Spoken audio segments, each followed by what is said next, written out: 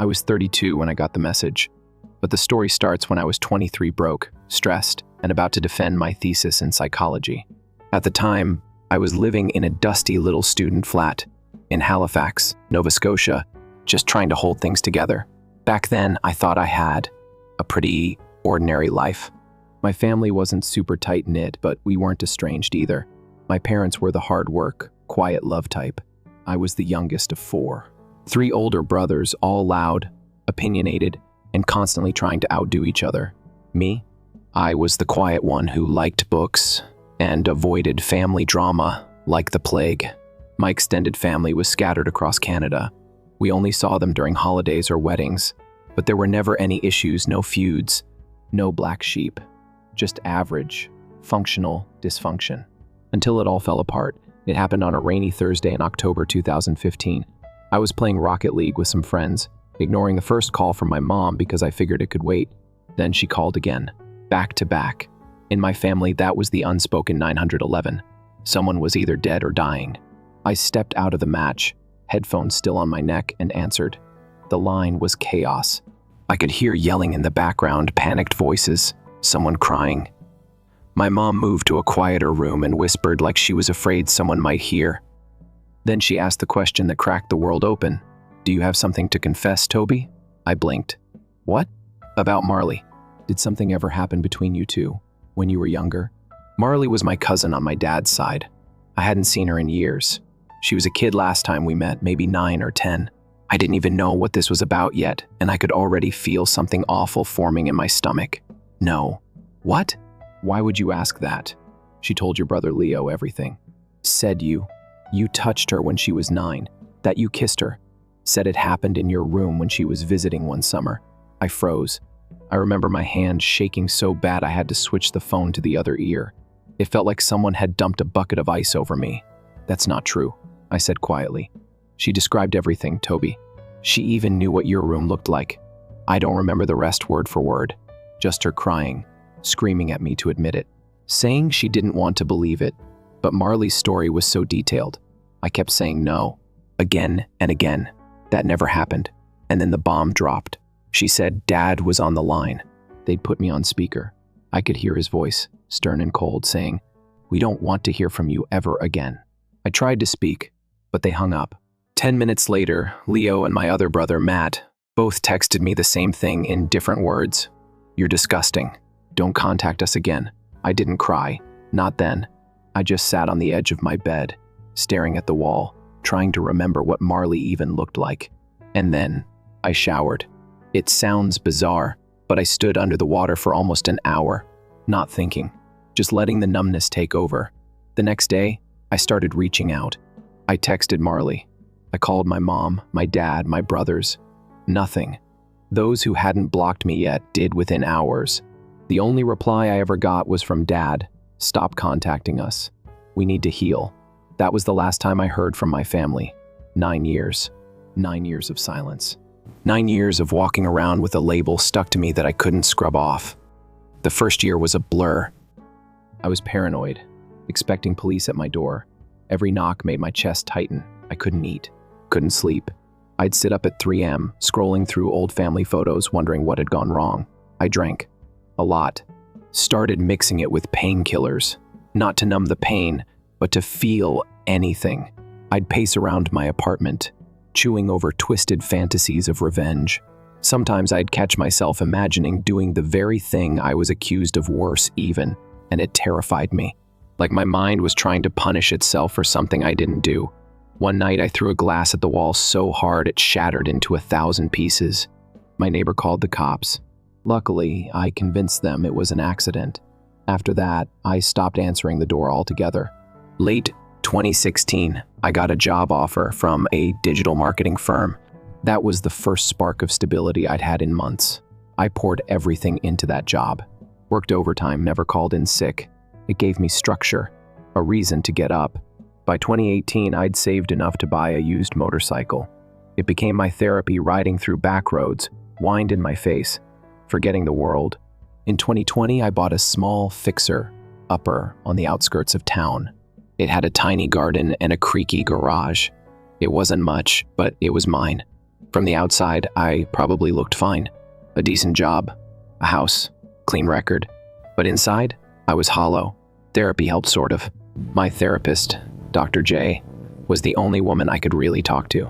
Dating? Yeah, no. I tried. But when the conversation turned to family, I'd freeze.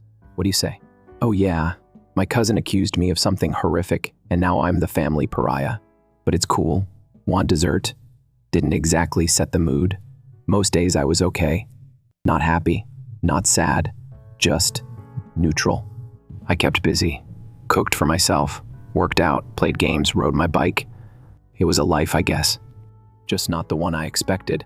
Then, 2 weeks ago, I got a message. It was from a number I didn't recognize. Just one line, "Hi, Toby. It's been so long. We miss you. Please write back." I stared at that message like it was a live grenade. Later that day, another message came. This one was longer. It said they'd talked about me at a family gathering. That Marley had confessed, said nothing ever happened. She said it might have been a dream, that she wasn't sure anymore. They were shocked, appalled. Apparently, they'd told everyone the truth now, wanted to reconnect, said they understood if I didn't want to talk, that they still loved me. Loved me? After 9 years of silence? After they dumped me like garbage based on a single story with zero proof? After they let me rot in a hole of my own grief and isolation?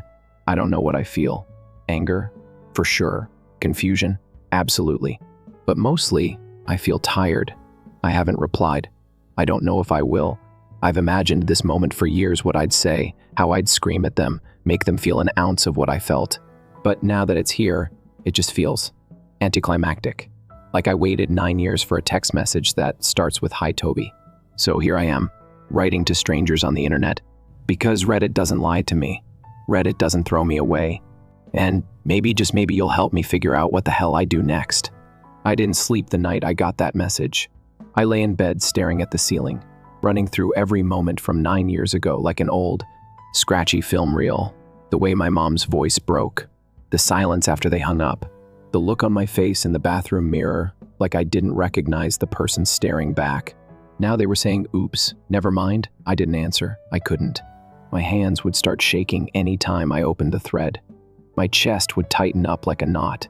It was the kind of anger that doesn't burn, it just simmers. Low and slow. Dangerous if left unattended. A few days later, another text came. This one from a new number. I didn't need to check the contact. I knew it was her. Marley.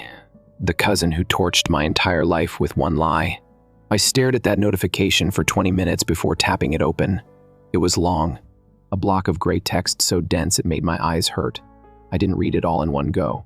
I had to keep coming back to it in pieces, like someone examining the wreckage of a plane crash. She said she was sorry. She said she'd been dealing with mental health stuff and emotional confusion when she made the accusation. She said she didn't mean for it to go that far. Didn't mean to destroy me. Didn't mean to tear a family apart. Didn't mean to watch me vanish from my own life like a ghost. But the line that really messed with me, the one that made my blood go ice cold, I think I really believed it at the time. At the time? No. That's not how this works. You don't throw a nuke into someone's world, then walk away years later saying, "Oops, false memory." I didn't even know how to respond. I wanted to scream at her, to ask how many years she thought it was okay to let me rot before the truth mattered. But I took a breath, sat down, and wrote one message. Not for closure, not for peace, just so she'd never forget what she did. You think your mental health was bad? Try having your entire family cut you off based on a lie. Try being 23 and alone, wondering if today's the day the cops show up to arrest you for something you didn't do. You lived with guilt. I lived with a death sentence. And the worst part, you knew. Every day you stayed silent. You buried me a little deeper. You don't get forgiveness. You get silence, just like you gave me. Don't ever contact me again. I hit send. No second guessing, no drafts, just raw, unfiltered truth. She saw it. Read receipt popped up. She didn't reply. Good. A week later, I finally answered my parents' message. Just one line, "If you really want to talk, call me." But don't expect easy. They called the next evening. Hearing their voices again was weird. My dad used to have this deep, commanding tone that could stop you mid-sentence, but now he just sounded tired. like a man who hadn't slept in years. Mom's voice was softer than I remembered, but it cracked when she spoke my name. Toby. That broke me a little. The conversation lasted over 3 hours. Not yelling, not accusing, just years of silence, unpacked one layer at a time. They didn't come with excuses. No, we did what we thought was best crap. They admitted they failed. Completely. They said they believed Marley because the story was too detailed, too vivid, and they were scared. Scared of what it might mean if it were true. But you never even asked me, I said. You never gave me a chance to defend myself. My mom was crying now. We were cowards, my dad said. We didn't know how to face you if it was true. And once we realized we might be wrong, too much time had passed. We didn't know how to fix it. You can't patch a dam that's already broken. I told them how I lived after that day. Not the sugar-coated version either. The drinking, the nights I spent thinking about dying, the rage I swallowed every morning just to get through a workday. It wasn't easy to say. It sure as hell wasn't easy for them to hear. But I needed them to feel it. We didn't end the call with hugs or I love yous. We ended it with honesty. I said I wasn't ready to forgive, that maybe one day I could see them again. But for now, phone calls were the limit. To my surprise, they didn't push. They respected it. After that, we started texting occasionally. Small things. Weather updates. A funny meme. News about my nephews. I still can't wrap my head around being an uncle. It was awkward at first, but it didn't feel fake. Just cautious. We're relearning each other. Then something unexpected happened.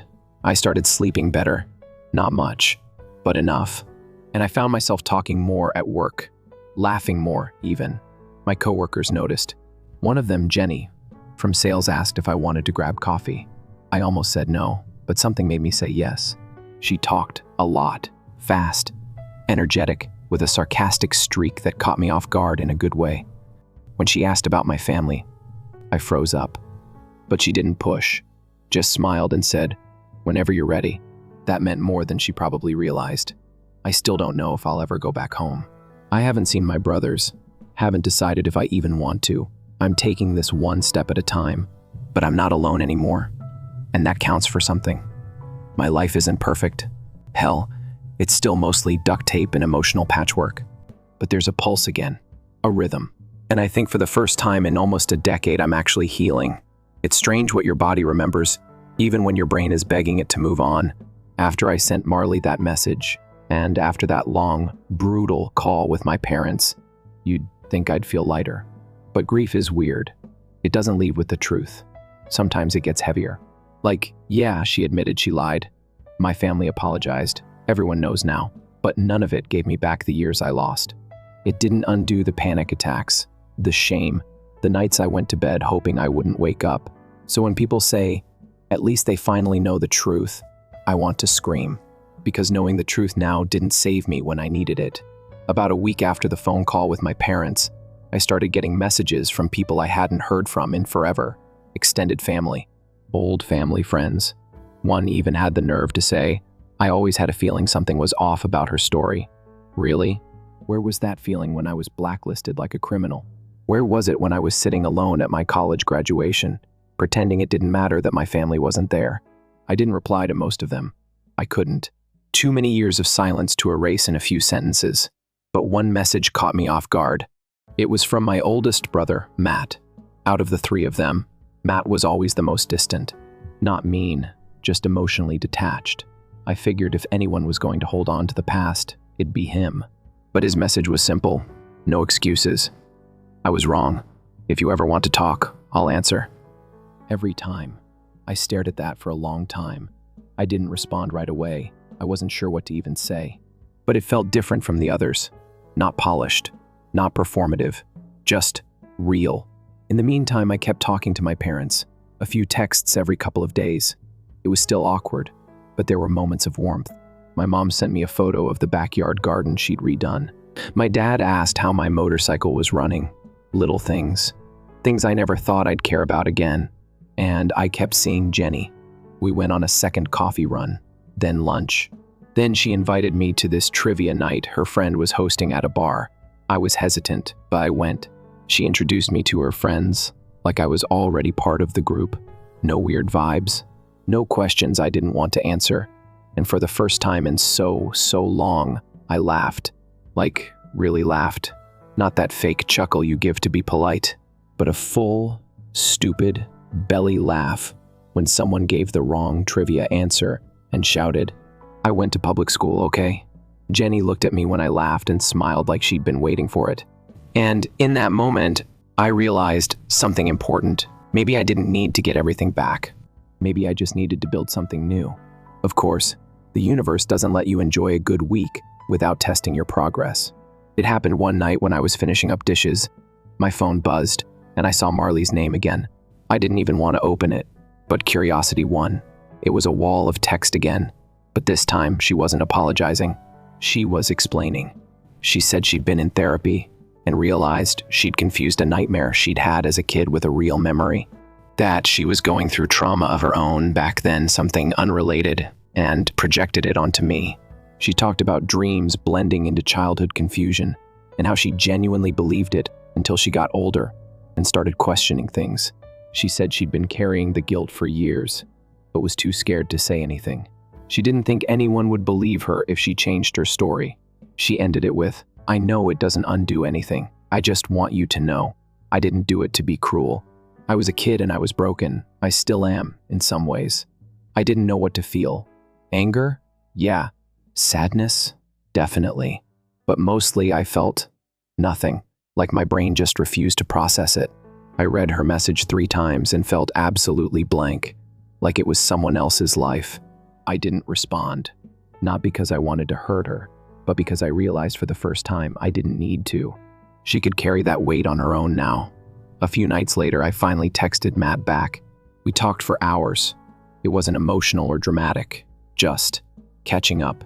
He told me about his kids, his divorce, his job. I told him about the house I'd bought, the garden I was growing, and Jenny. I didn't tell him everything. Not yet, but it felt good to talk again, like stitching up a wound, one slow loop at a time. He asked if I'd ever consider coming back home for the holidays. I said I wasn't sure, and I wasn't lying, because part of me did want to go back to stand in the kitchen where we used to steal cookies when Mom wasn't looking, to see how much my old bedroom had changed, to sit around the table again, even if the chairs felt different now. But the other part of me, still scared, still angry, still trying to protect what little piece I'd carved out for myself. So I left it at maybe. Jenny asked me one day if I ever wanted a big family of my own.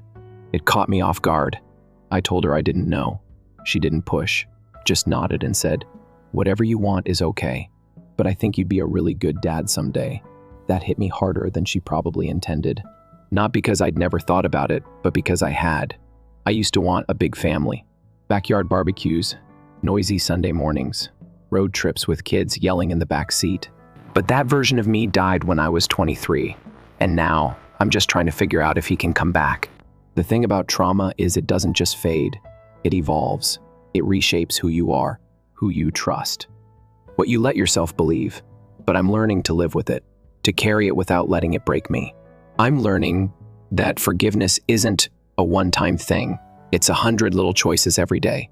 And maybe I'm not ready to forgive everyone yet, but I am ready to start forgiving myself. The invitation came in the form of a voicemail. It was my mom's voice again, soft and cautious. "Toby, we were thinking, maybe you'd want to come by for dinner. Just us. No pressure. Just to see each other." I must have listened to it a dozen times. Part of me wanted to delete it on the spot. Another part wanted to throw my phone into the garden and bury it under the hydrangeas. But the smallest, quietest part somewhere in the back of my chest wanted to say yes. I don't know if it was hope or masochism, but I called her back. And I said, okay. Not "I forgive you." Not "let's pretend everything's fine." Just, okay. The week leading up to the visit was rough. My anxiety came back like it had been waiting just beneath the surface this whole time. I started pacing at night, couldn't eat. My hands were shaking when I trimmed the hedges in my backyard. I even forgot to water my tomatoes for 3 days. Not that they minded. Jenny noticed. She didn't push, but she asked if I wanted company. I said no, and she respected it. But the night before I left, she texted me, "Whatever happens, don't let it rewrite who you are now. You made it through the worst. This is just a memory test. You'll pass." Sometimes I think she understands me better than I do. The drive back to my hometown took just under 3 hours. The highway hadn't changed much, still the same gas stations, the same long stretches of forest broken by sudden signs for antique shops and maple syrup. But the town looked smaller, not physically, just emotionally. Like the version in my head had been built with a wide lens, and this one was zoomed in and faded. Maybe that's just what time does, or trauma, or both. I parked down the street and walked the last few houses just to breathe. When I reached the driveway, my dad was already outside, fiddling with the hood of his old truck like he used to when I was a kid. He looked up and froze, not in fear, not in guilt, just surprise, like he hadn't believed I'd really come. "Hey," he said. "Hey," that was all, 2 syllables. But it held more weight than anything we'd said in years. Inside, the house was painfully familiar. Same worn rug in the entryway, same creaky step in the hallway that I used to skip on purpose. My mom had cooked roast chicken, the same meal she always made for birthdays. That felt intentional. We sat down. No one really knew where to start, so I did. "I'm not here to yell," I said. "But I'm not here to pretend either." They both nodded. My mom looked like she'd been bracing for tears the whole day, but none came yet. "I need to know what happened after you hung up, after you cut me off. What did you really think? What did you tell people?"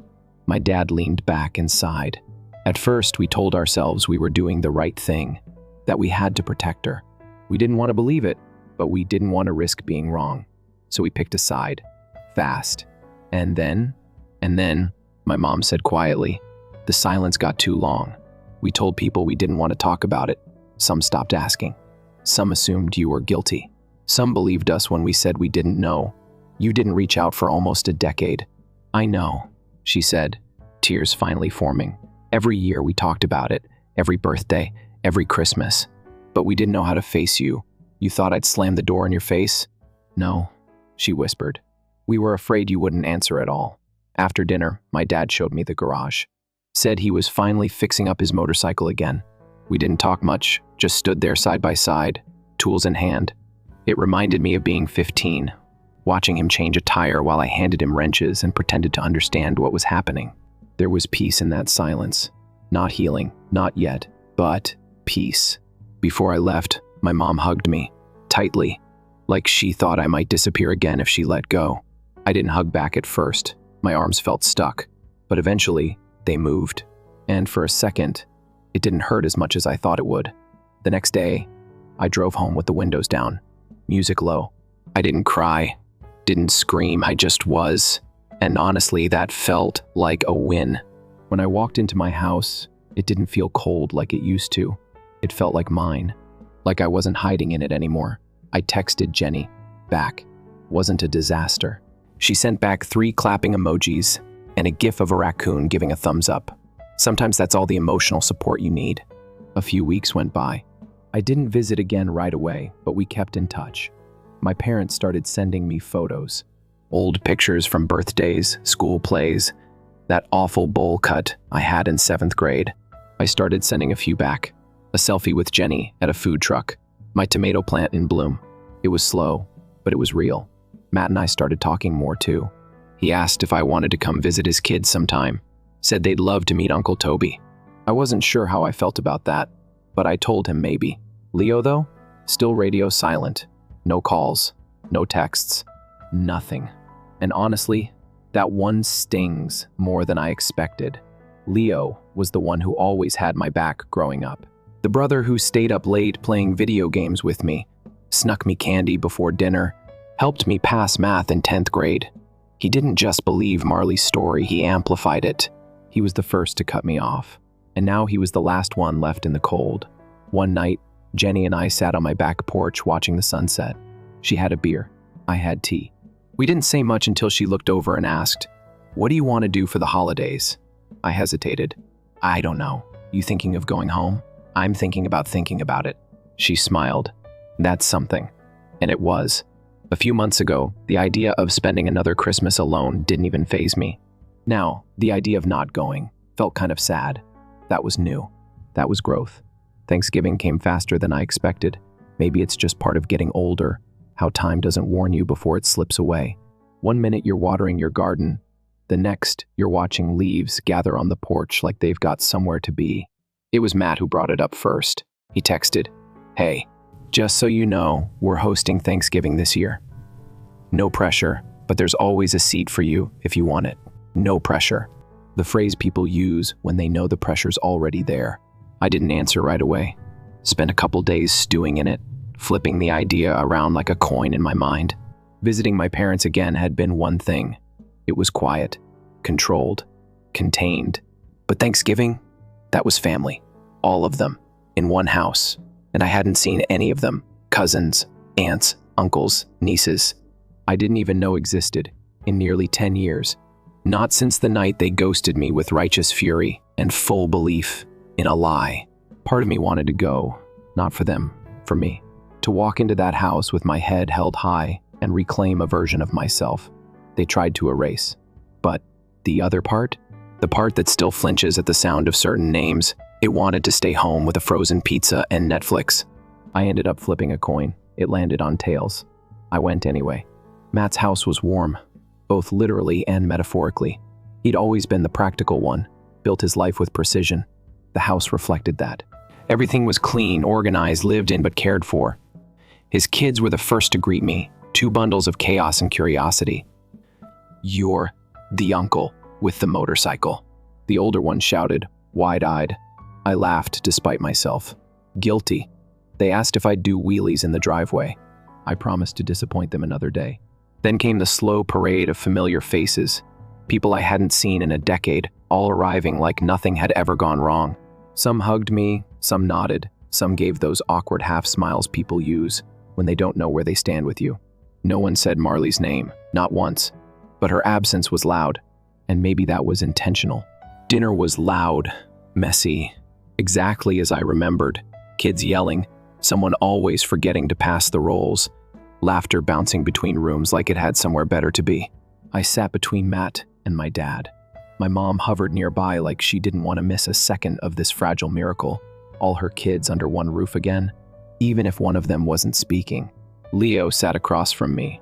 He didn't look at me, not even once. I should have expected it. He hadn't said a word since that day, 10 years ago. Not a message, not a call, not even an accidental like on social media. Complete radio silence. It was almost impressive. Still, something about it felt different this time. He wasn't angry. He just looked uncomfortable, like someone at a funeral who doesn't quite believe the person in the casket is really dead. After dinner, most people drifted into the living room or the kitchen. I stayed behind to help clear plates. My mom joined me, drying as I rinsed. For a while, we just worked in silence. It was comforting. Then she said, "You were good with the kids." "Yeah? Well, I practiced on video game NPCs for 10 years. They were way less sticky." She smiled at that. The kind of smile that only comes after surviving something terrible together, not because it's funny, but because it didn't break you. "You know," she said, placing a plate gently in the rack, "your brother isn't a bad man. He just built walls around the wrong things." I didn't reply. I wasn't ready for the Leo conversation. Not yet. But Leo didn't give me the choice. I found him outside, standing on the back deck with a beer and that look people wear when they're thinking too hard and trying not to show it. He didn't look at me right away, just said, "It's colder than I thought it'd be." "Yeah, fall doesn't waste time anymore." He glanced over. "You still ride?" "Every chance I get." Long pause. Then he said something I didn't expect. I didn't believe her at first. I turned to face him, hands in my jacket pockets, heart doing that awful thumping thing it does when the past starts waking up again. "But you didn't defend me either," I said. "No, I didn't." "Why?" He looked down at the bottle in his hand. "Because I was scared. Because the idea that someone in our family could do something like that. It was easier to just pretend the worst thing was true than admit I didn't know how to handle it. That's weak." "I know." "You called me a monster in front of our cousins." He swallowed. "I know. I don't know what I was expecting. A fight, a denial, an excuse." But he just stood there, owning every word like they were bricks he'd carried for a decade. He finally looked at me, eyes tired. "I was wrong. I see that now. And I don't expect you to forgive me, but I needed you to hear me say it." Silence fell between us, thicker than the cold air.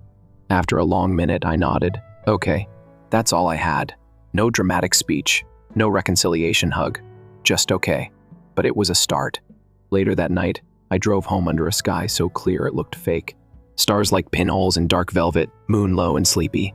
I pulled into my driveway and just sat there for a while, headlights off, engine ticking as it cooled. I thought about the kid I used to be, the one who loved road trips and birthday cake and believed that family meant forever. Then I thought about the man I'd become, bruised, yes, but still standing, still reaching, still riding through the fog even when it didn't seem to lift. And I realized something. This wasn't about getting back what I lost. It was about deciding what to carry forward. Jenny called when I got inside. How was it? Strange, I said, dropping onto the couch. Good strange, awkward strange, bittersweet strange. She laughed. So, Thanksgiving. Yeah, pretty much.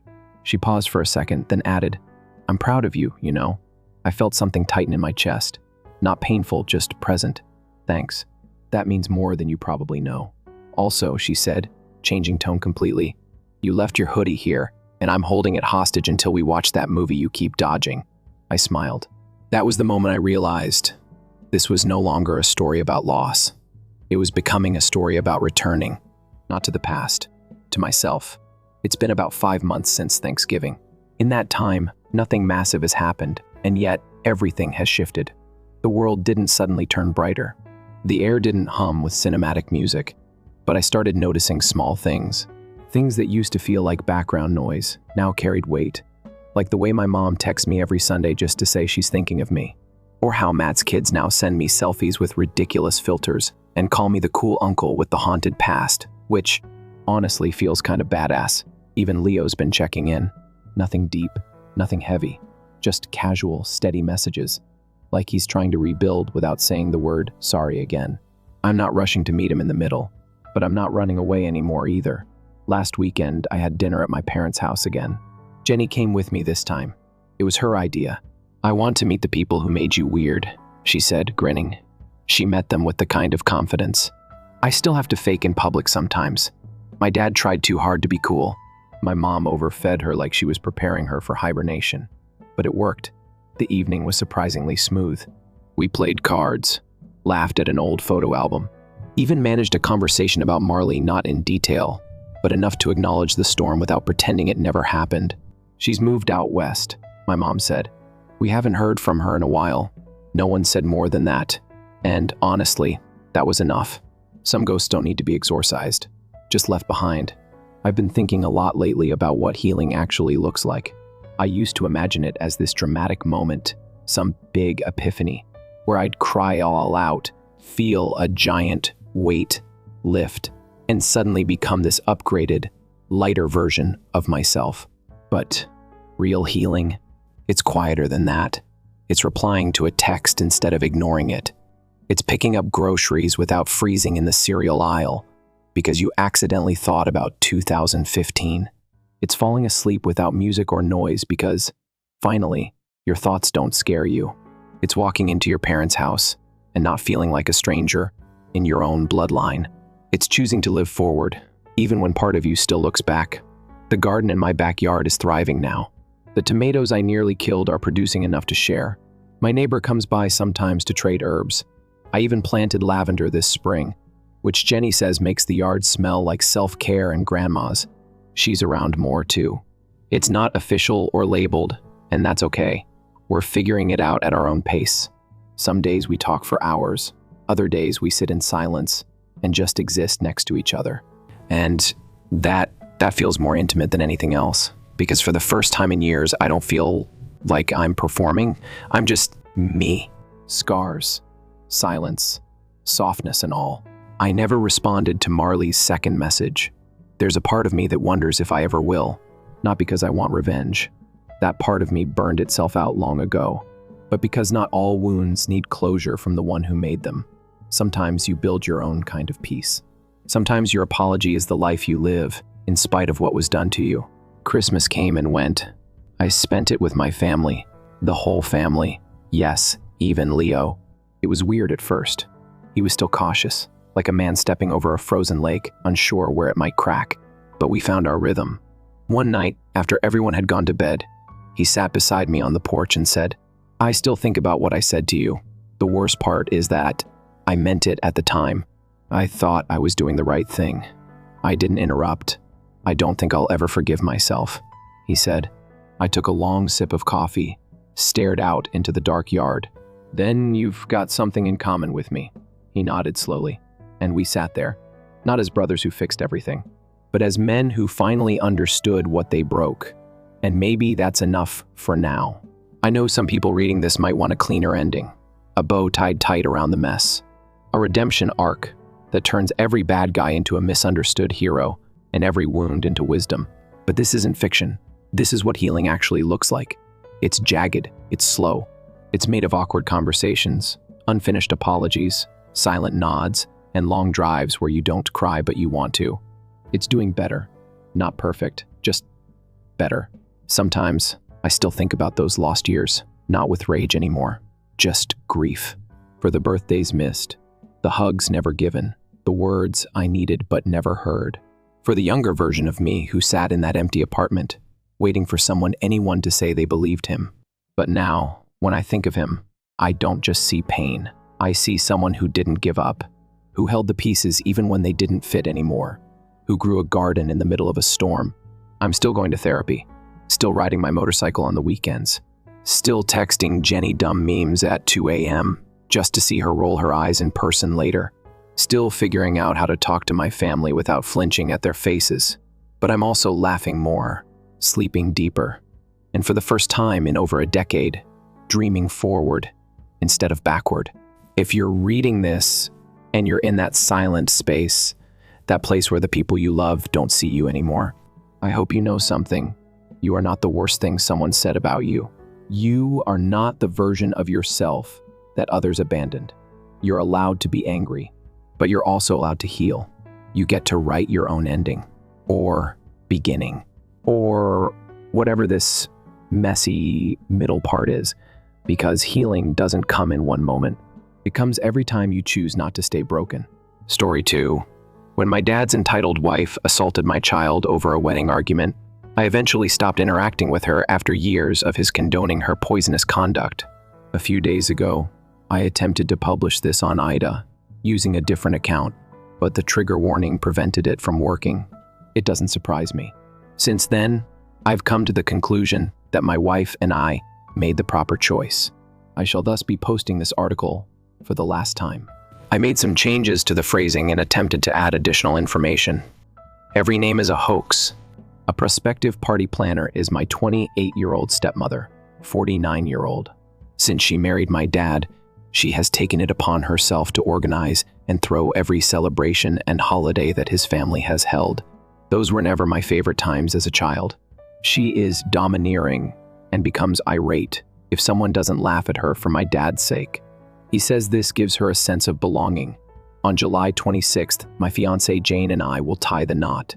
We chose to put off the wedding in order to spend some time with our kid when Jane became pregnant a few months after we were engaged in early 2021. We have been engaged for a long time. Since the beginning, my stepmother has attempted to sabotage our wedding preparations by complaining, getting in touch with our planner, unexpectedly attending Jane's dress appointments, and other means. We have constantly requested her to stop. Although Dad wants us to make fun of her, she is obviously upset that she isn't throwing the wedding or receiving invitations identifying her as the groom's mother. In addition to our son, we have Jane's paternal half-brother, Luke. For M, after his parents passed away a few months into our relationship, she was granted custody of him. During the epidemic, I ended up moving in with them, and I've known Luke since he was a newborn. We adore him like a son, even if he doesn't call me Dad, and calls us his sister and his up. But Luke's stepmother despises him. She charges Jane of using baby trapping to gain entry into the family. After the birth of our kid, that charge only grew more serious. My dad loves the kids and gets along well with Jane, but we don't leave the kids with him very frequently since my stepmother makes him refuse to watch Luke. Rather, because their kids are near to ours in ages, Jane's brother and Sil typically keep the kids for us. Last Sunday, we held an event, and my Bill and his family were out of town. My mother and sister, as well as Jane's other siblings, reside in separate cities. We departed after my dad promised to watch our kids. Both children were weeping when we returned. Dad was weakly attempting to calm everyone down, while the stepmother was yelling. It seems that Luke's stepmother lost it when he revealed that he and our son would be our ring carriers. He wasn't family, so she yelled that she wouldn't tolerate it. When he began to weep, she forced me to include the trigger warning. He still has a split lip. She had never before reached this stage. She was instantly barred from both our wedding and our home. Dad is furious and has declared that he will not leave her behind. By downplaying his stepmother's actions, he has also persuaded half of his relatives to abstain from the wedding. My stepbrother is one of them that completely concurs with his mother, despite my repeated attempts to be honest with him. Many of my cousins who are no longer coming are urging us to change our minds, but Jane and I are unwilling to back down.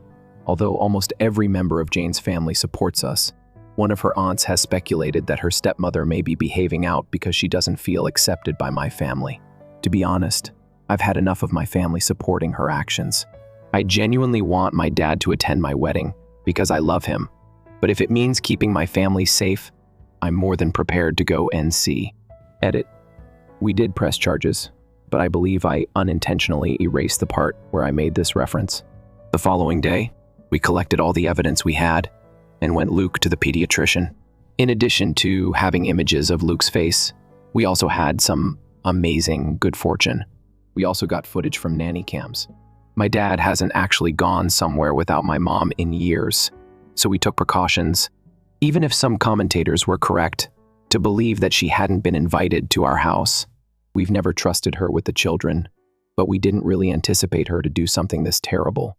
Although the physical assault was not captured on camera, there is video of her yelling and Luke sobbing both before and after the incident. Her criminal history now includes a charge of child abuse. She couldn't get away with this from us. Second edit.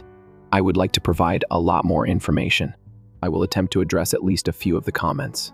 All I'll say for now is that Luke is doing well, but I wasn't prepared for the amount I've received thus far. The day after he had previously seen a counselor, he went to see the pediatrician.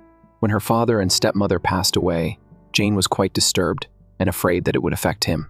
She would continue to receive treatment. We've been giving him more hugs and attention than normal, too. Even though he's still unhappy, he's already getting better. Stepmonster got herself barred from my wedding, according to the update. I would like to express my gratitude to everyone who read and/or commented on my earlier post. It's always wonderful to hear that others care, even when it's been a difficult week. Although I haven't had time to respond to all of the comments, I will attempt to do so in this update. This could go on for a while. To begin, let me state that Jane and I are heading to NC with my dad and SM since the incident. We haven't really spoken to either of them, and I don't intend to be the one to get in touch. My younger sister is in charge of all contact between us. She will continue to have minimal contact for the time being, but she is fully on our side. I've made the decision to treat the people Jane cares about the same way she does. Never forget, but forgive what has been repented for. In other words, we're willing to forgive Dad or SM, even if we do so reluctantly, if they ever genuinely acknowledge their mistakes and offer an apology. However, we will never overlook or allow them to forget the harm they inflicted on our family. Additionally, neither of them will be permitted to be near Luke, our infant, or any future children for the time being, even in the event that we pardon them. Regarding the rest of my family, I received numerous comments advising me to share the nanny cam footage and images of Luke's face. I'm not really active on social media, but even if I was, I'm not comfortable exposing my wounded preschooler like that, especially given that nothing on the internet ever actually goes away. I also decided not to share the pictures with my family unless truly necessary. I should probably point out that although my dad is loved by my family, Esme isn't particularly liked by most of them. Before she met my father, she had 2 unsuccessful marriages. The first one produced my stepbrother, who cheated on his then-girlfriend to be with her. Esme was immediately detested by my family, who adored that girlfriend. She has not only been domineering and cunning from the start, but she has also done all in her power to become the matriarch of the family. Taking over planning duties for every family event was her favorite way to do it. Because of all the attention and compliments that come with it, the main reason why I hated these parties growing up was because she'd always find a way to make everything about her, including Christmas and mine, and my sister's birthdays. The rest of the family felt neutral about it, but they never liked her. With Luke, it was different. Most of my relatives didn't meet him until COVID restrictions got looser, and by then he was 2 years old. He's a bright and genuinely lovable kid, and there weren't really any other small children in the family, so everyone immediately started cooing over him. The way I see it, SM became irritated because she feels resentment toward both Jane and Luke, since they were embraced by my family more readily than she was.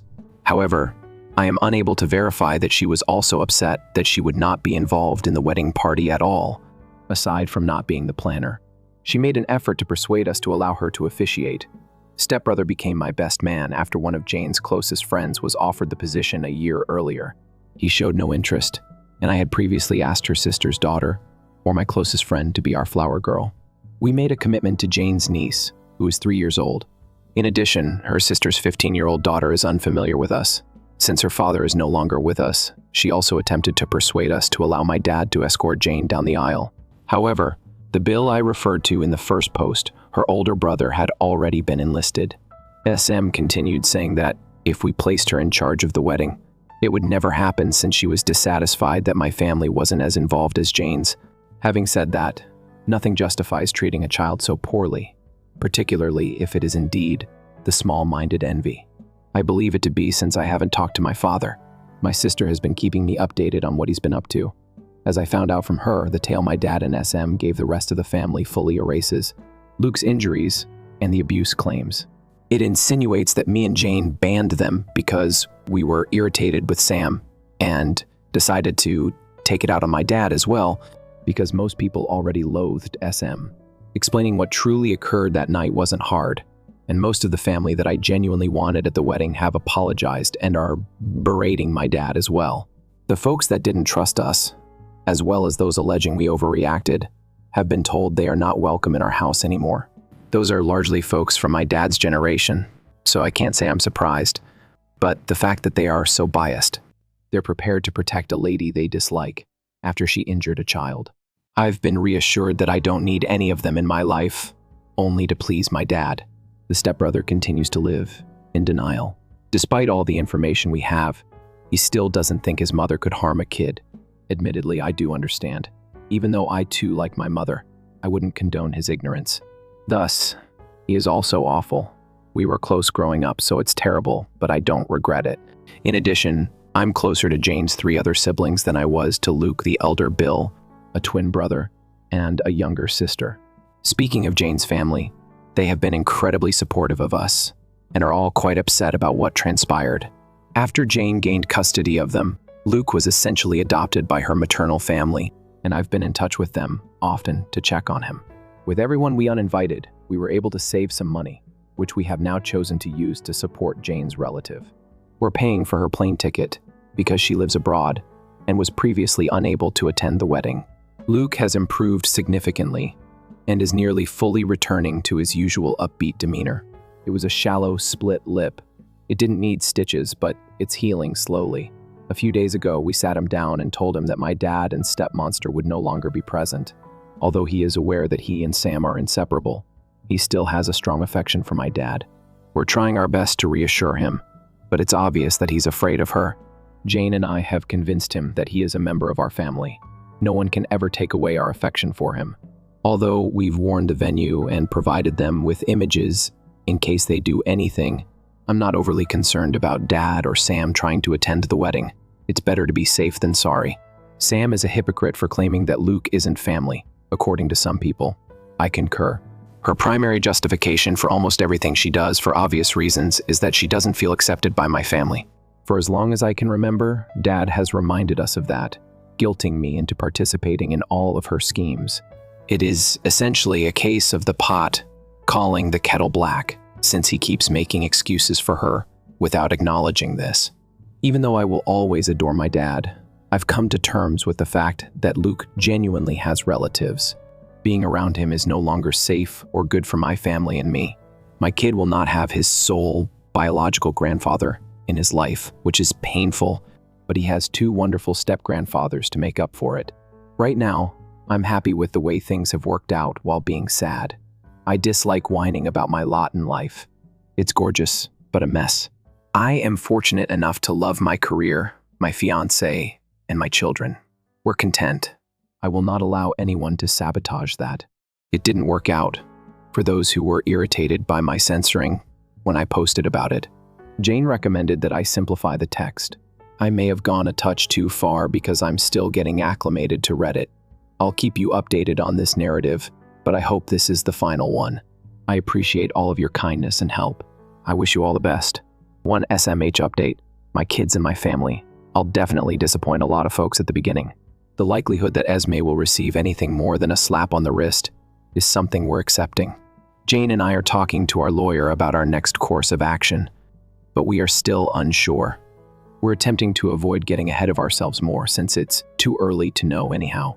I am happy to report, nevertheless, that we are beginning the process of obtaining a restraining order against Esme. We're utilizing the same evidence, such as the nanny cam footage and Luke's photos, that we collected the week after the event, and for now, we'll concentrate on that.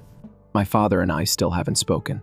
Since she is the only person on my side who continues to communicate with him, my sister, who is still in LC, is seriously thinking about severing her relationship with him. She says her father is always trying to find out how I'm doing and if I've calmed down yet. Although he finds it annoying that half of his family won't communicate with him, he still doesn't seem to understand why. I informed my sister that she didn't have to continue acting as our father's go-between.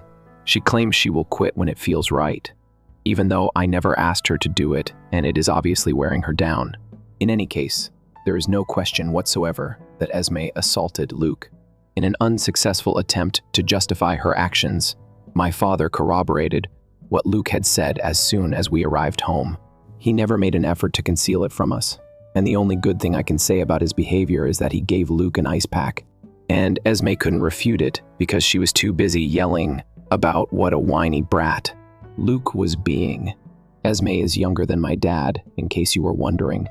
An invisible cookie is sent to you. In addition, she is 5 years younger than his ex-girlfriend.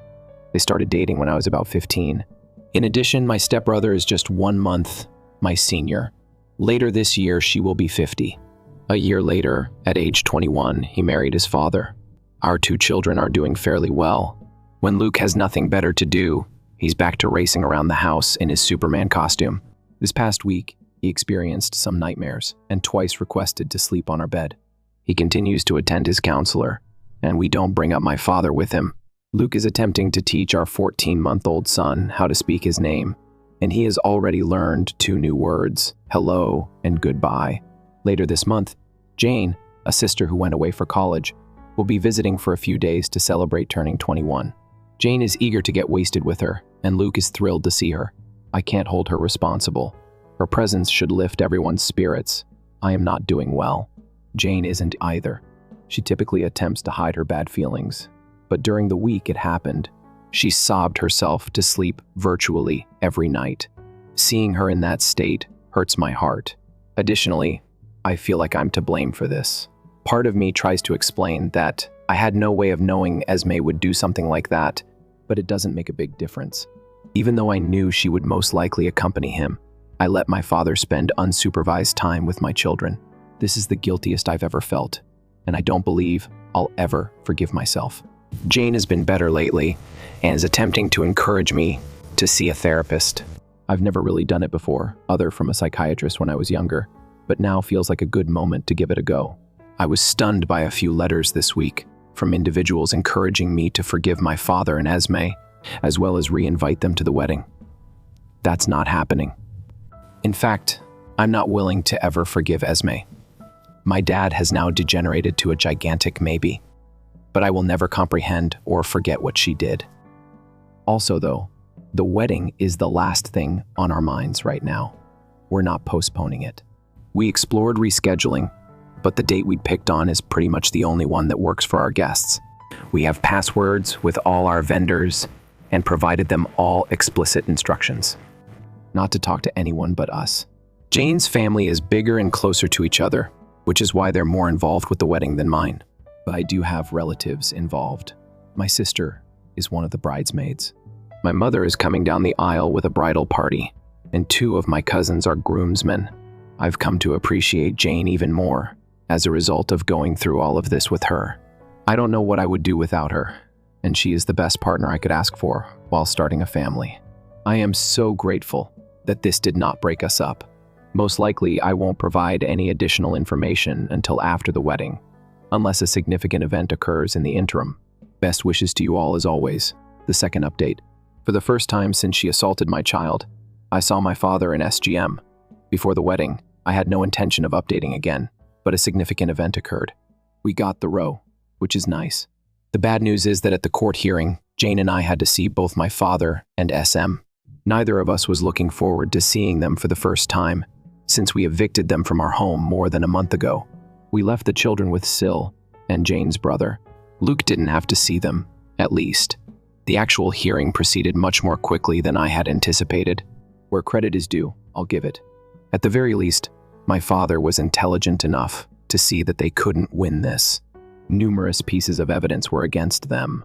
In addition to the nanny cam footage, Luke's photos, and his medical history, my sister had collected all of the texts and emails that Esme had written her and the family regarding the incident. Additionally, SM detests talking on the phone. Therefore, there were several of us. For the hearing, they didn't even bother to hire a lawyer. We were given a protective order against Esme by the judge. She's no longer permitted to be within 500 feet of us or our property. In addition to changing all of our locks this week, I'm considering changing my phone number. I must say that since the beginning of this whole situation, I have never felt safer than I did when we left the courthouse. When we arrived at the car, Jane was on the verge of tears of happiness. Bill and his family joined us at McDonald's to celebrate after we picked up the kids. My father contacted me a few hours later. He can still do it since he is exempt from the order. I replied that Jane and the children were in bed. I chose to give him one final chance, even though I didn't think he would suddenly change his mind and apologize. He attempted to strike up a conversation, but I advised him to cut right to the chase. He questioned me about the need of the order. I made it extremely apparent that SM would never approach. She only slapped him once, but I was happy to have a row to formally state that every justification he used for SM was rather simple to disprove. Jane or my kids again, yes. And I think that's plenty. Grandma is needed by the children. Their grandmother is not her. Mom is. She is my spouse. You must show her respect. She assaulted Luke. In my own home, she treated my family disrespectfully. I know nothing about her, not to mention my respect. Then he rambled on about relatives, how much of a blessing SM was, and everything that she had done for my sister and me since she entered our lives. I responded by enumerating all the instances I could recall of her lying, crossing a line, or acting strangely around my sister, my family, or myself. I mentioned my youth as well as my adult life. Examples included her efforts to interfere with our wedding arrangements, our son's birth, Jane's baby shower, my sister's college graduation, and the majority of our recent achievements. Her horrible behavior toward Luke and her fixation on the ideal family. I also made sure to bring out how, when we were younger, she used to look through my sisters and my belongings. Even though it's insignificant in the grand scheme of things, this conduct continued until only 3 months ago, when my sister left their home. For example, we're very certain that she read my sister's planner when she was away from home and learned about Jane's bridal dress appointments. Although some of the memories I shared are lengthy and difficult to describe, they did solidify my belief that she is unimportant to me. I cut him off when he attempted to use the same she doesn't feel included argument once more. He had the chance to defend his grandkids, I added, but he had choose to take his monster of a wife instead, and I don't want anything to do with him because of it. Without saying goodbye, I hung up. I was told by my sister. She informed him she was going NC with him when he phoned her later. We're both beginning to realize that our father won't change, I believe. It's terrible, but he has stated his priorities, and his kids and grandchildren aren't one of them at the moment. That's all. I'm considering telling some of the stories I brought to my father's attention now that I can remember them well. However, that will require some time. As always, I wish you all the best till then. Step Monster attempted to take over our baby shower in the third update. As I said in my last piece, I was considering sharing a few anecdotes from before I eventually got into a fight with my beautiful Esme and traveled to NC with my father. However, there are many topics worthy of writing about. Let me begin with a favorite of my sister's. Every name is a hoax. In June 2021, my fiancée Jane discovered she was expecting, and in August, we told our close family. SM initially showed absolutely no interest in our child. I didn't have high expectations for the woman who asked Jane whether she was certain it was after we announced our pregnancy. She hardly appeared to notice that we were expecting, even when my dad chastised her for it. My stepbrother, who was also engaged and was expecting a gorgeous grandchild shortly, piqued her attention more. No complaints. We didn't even need to speak since we didn't want her to become involved. Our baby shower was difficult to plan. I wanted to be involved, yet Jane and I would both have to work until the holidays. We determined that early January was the ideal time frame because the deadline was February 2022. We hired 2 folks to help us plan. Laura, my sister, just discovered that I had never given her a name, and Nina, Jane's best friend. Jane and I tend to be relaxed individuals. Neither a large celebration nor excessive spending were our goals. We were saving for the wedding and for our kid. We made the early decision to code the shower.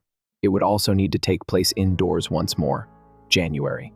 And we decided to invite 25 individuals, including around a dozen children. We decided to throw a pizza party, Luke, Jane, and I. My surrogate son is my bill/. Since I moved in, we've had weekly homemade pizza evenings, so we thought it would be entertaining to include that to the shower. Laura came up with ideas for incorporating traditional baby shower items into the theme, and Nina located an event space that included a pizza oven. The plans that were created were fantastic. Prepare your own pizzas, non-alcoholic beverages, and simple bodysuits that the children may personalize. Nina and Laura discovered pizza-shaped candies after combining baby and pizza decor. We adored it, even though it almost looked untidy, and I was shocked they managed to make it work. By mid-November, much of the planning was complete. My stepbrother's fiancée abandoned him for her ex later that month. At that point, they had been dating for 4 years, so it was unexpected and upsetting for him. He was heartbroken. It dawned on Esme that the grandchildren she had envisioned would arrive later than she had anticipated. So, of course, she focused on my milestones instead of her sons. SM abruptly changed from a distant relative to a thrilled grandmother-to-be. The entire 9 Nana shirts were promoted through tacky Facebook posts. Initially, we were too preoccupied with wrapping up work and preparing for the holidays to be concerned about that. It didn't take her long to start nagging us about organizing the gender reveal and baby shower. We ruled against hosting a gender reveal party. We don't like them. No disrespect to those who do. In addition, we had made the decision to keep the sex a secret until birth. As a Christmas present, SM asked us to find out and tell her, but we didn't. We didn't let her attend the baby shower either. After she told my father, he persuaded Laura to allow Esme to assist with the plans. She had little option because she was still living with at the time. Although I wasn't present, she called Nina, and they met SM for coffee. Later, Laura told me what had transpired. Before their plans were even mentioned, SM began discussing hers. Laura claims that she produced a startlingly thick binder that had the phrase, "Oh baby." She skipped to the shower area and noticed multicolored tabs and pieces of cloth protruding from her bag on the cover. Although it was shorter than the rest of the binder, it was still lengthy. And it was all to explain her one and only project for the baby shower. I'll give Laura this because she sent me pictures. It appeared to be the most visually appealing baby shower ever. However, it was also clearly costly and hardly functional. Everywhere you saw were enormous letter blocks, balloons larger than teddy bears, and embarrassing placards, with uncomfortable seats and some pricey food ideas that didn't appear appetizing. SM was trying for a really over-cozy image. Jane was unable to consume the soft cheeses found in the majority of them. 3 distinct pink hues with gold accents made up the color scheme. We'd be cool with a pink baby shower if it at least tried to spice things up a little, but SM's photographs looked like Barbie had puked all over Hello Kitty's birthday celebration.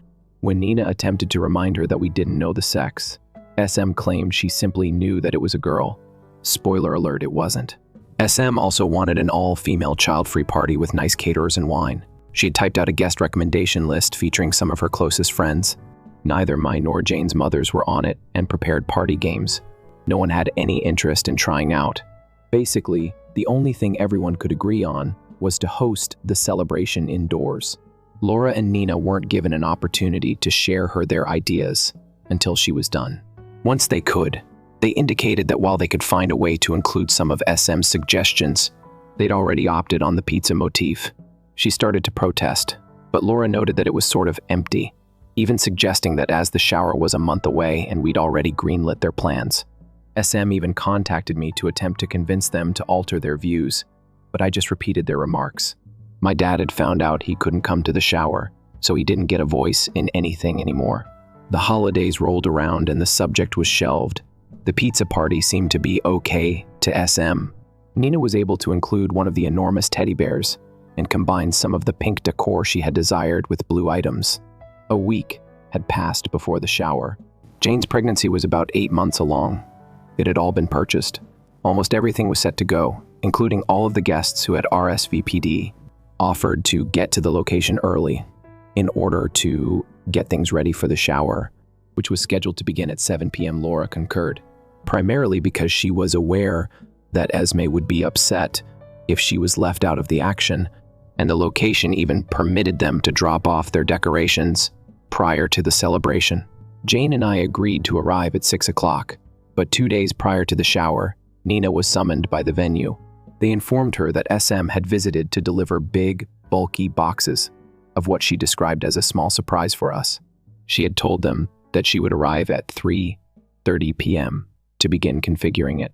Esme nearly threw a fit when she was informed that all of the decor was still at Nina's house, so they called to remind her that the venue was only reserved after 4 p.m. In order to find out if they had left anything with Esme, she called Laura. Fortunately, my sister is intelligent and accustomed to the situation, so the following day she drove to the location and requested CSM boxes. She told me that, although she was shocked by SM's boldness, she wasn't even shocked by what she found when she opened it. The boxes were stuffed with flowery, pink embellishments. Esme had shown Laura and Nina the signs, the balloons, the tablecloths, and everything else, and some of them appeared to be identical. Laura understood that SM had planned to be at the location early to set up the baby shower, and she essentially made us all wear Barbie to the celebration. Go to hell with her. To decide what to do, she called Nina. Since neither of them could arrive by 4 p.m., SM's victory was all but certain. Throwing everything away was the most obvious solution they could think of. Laura, however, had a better plan. They called me in that evening. "Jane, would you like to ruin a party in 2 hours?" When Laura got home, she pretended to have coupons and invited SM to a salon. SM agreed, and they planned on going straight after SM was done organizing the baby shower. At 4 p.m. the next day, SM came at the place. She was done setting everything up by 5. I'll admit the woman is speedy and soon left to meet Laura at the salon. Once they were reunited, Laura texted Nina that the coast was clear. At that, myself, Jane, and Nina proceeded to the venue. Sure enough, SM had prepared her party to make this shorter. I won't describe it, but I will say it was so pink that almost caused Jane sickness for the next 2 hours. Laura distracted SM in the salon, while the three of us swiftly ripped down every item of decor SM had set up and replaced it with a pizza party stuff. We set up the activities, fixed up the tables, and placed every pink object we discovered back in SMS boxes. It was actually incredibly fun. We were done barely minutes before the shower started. A number of guests came before SM did, so I barely saw her all night. Laura informed me that when they arrived there, SM's mouth dropped as she struggled to make sense of what had happened to all her pink decor. After grinning and whispering a kind word into her ear, my sister proceeded to assist with customizing a bodysuit. All in all, the baby shower exceeded our expectations. There were our pals. I didn't mind that SM sulked in the corner the entire time, because everyone had a great time and we had a ton of pizza. She was caught by Nina attempting to decorate the cupcakes with little pink bows, but she swiftly stopped her. Nina and Laura deserve all the praise for rescuing the day. After that, SM's interest in our child swiftly waned. Her Nana clothes were no longer on her, refused to even accept that he was a boy until she met him weeks later, and she didn't see us at the hospital after he was born. She had a pretty loose meaning of the term grandmother until we moved to North Carolina. I am really thankful. She will never be known to my son. Edit. At 7 p.m., the baby shower took place. due to the fact that it was the only time that was convenient for everyone. Since the location was reserved for the morning and we needed time to set up, that also covered the venue. The only little child present was Luke. Everybody else was at least 9. At the age of 2, the majority of the parents there departed. Additionally, we were ready for everyone we had invited, even if it wasn't kid-free. Not every person on the guest list could make it. The Step Monster update is no longer available, and it appears to be permanent. Jane and I were married last Saturday after more than 2 years of engagement. We'll become used to referring to each other as husband and wife, but it will take some time, hopefully. The wedding was fantastic. The children enjoyed themselves. When our entire families finally got together, we danced so much that the next day I was barely able to bear it. Holding my son's hand as they walked down the aisle, Luke took his role as ring bearer very seriously. In addition to my aunt becoming shit-faced and being released in a wheelchair, things I had previously assumed would occur, everything proceeded as planned. We received the row against SM 4 months ago. The most of the time, everything has been calm, and I wouldn't want it any other way. However, our desires are not always fulfilled.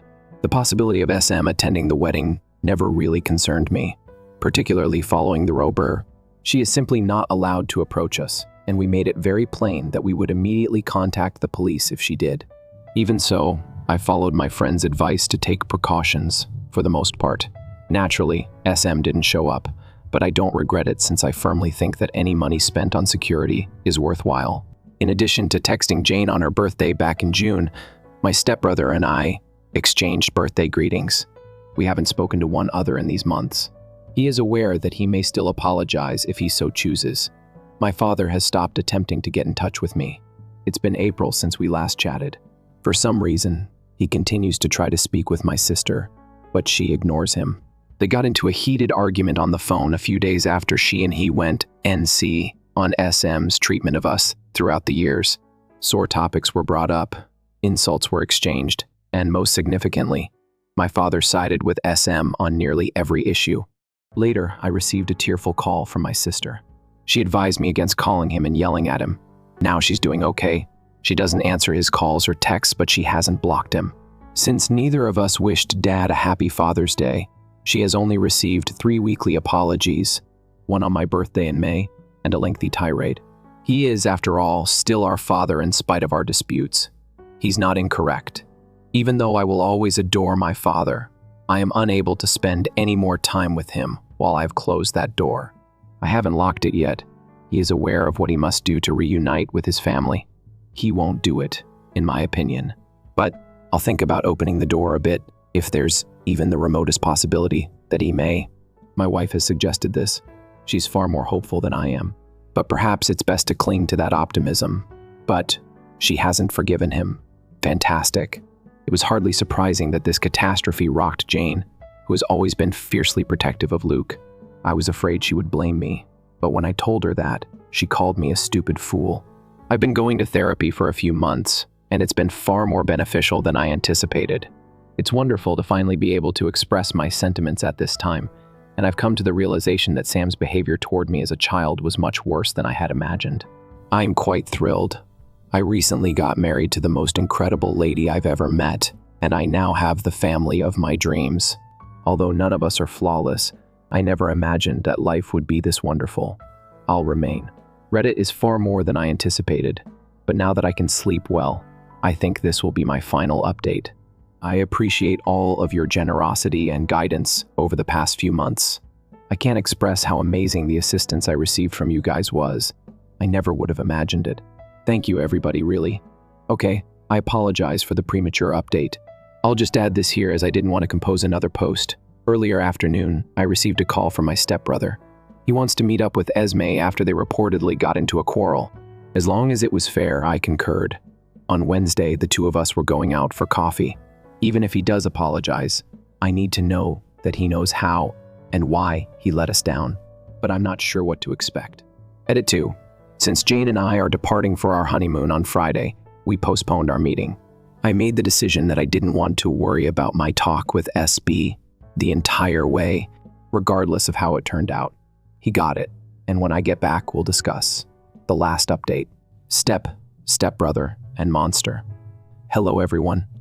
I haven't been on Reddit for a few months because of work-related issues, but I've received a lot of messages concerning my stepbrother. I would like to provide you with a brief update. I may have omitted certain specifics because I've been quite busy and exhausted lately. Ask me whatever you want. In August, I went to coffee with my stepbrother for the first time. The argument that he had with SM was brought up. She misled him on a number of things, including how Luke was making fun of my kid and disparaging Jane. However, he was able to make her speak the truth this time. My stepbrother began to reconsider his mother-child bond after discussing it with his friends and therapist, along with how mother had brought him up. At last, he agreed. When I described what she did to Luke, I wasn't kidding. He didn't want to ruin the wedding for Jane and me, but he wanted to talk to me back in June. Over the past 4 months, my stepbrother and I have been striving to mend our relationship. We've been getting together for lunch or coffee and talking about his mother and the impact she had on my children and our life. 2 weeks ago, the children saw him again for the first time since Jane began coming here in October. After a period of awkwardness, we are now on good terms. In early November, he's also trying to patch things up with my sister. He stopped communicating with Esme altogether. Jane is doing fantastically with the children. In September, Luke turned 5, and our child will turn 2. Holy shit. While my stepbrother is staying with his fiancée in early February, we are traveling to Brazil to celebrate the holidays with Jane's family. Everything is fantastic. That's all. For now, I'm going to sign off. If something occurs, I'll keep you informed. Happy holidays to all of you. I wish you all the best.